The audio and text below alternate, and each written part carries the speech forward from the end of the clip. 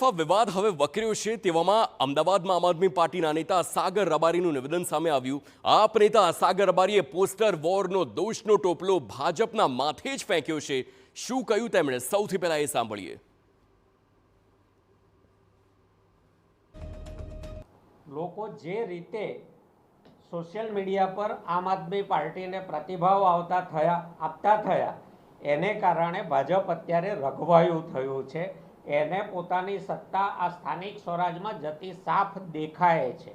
એના કારણો શોધીને એનું નિવારણ કરે, પરંતુ ભારતીય જનતા પાર્ટીની તો સ્થાપના જ ખંડનાત્મક રાજનીતિ માટે થયેલી છે, એટલે એને ખંડનના વિભાજન સિવાયના કોઈ નવા આઈડિયાઝ આવે જ નહીં, એ બહુ સ્વાભાવિક છે।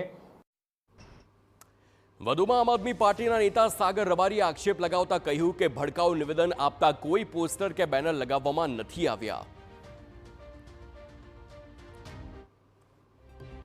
આમાં આવા કોઈ પણ પ્રકારના બેનરો આમ આદમી પાર્ટી દ્વારા લગાવવામાં આવ્યા નથી।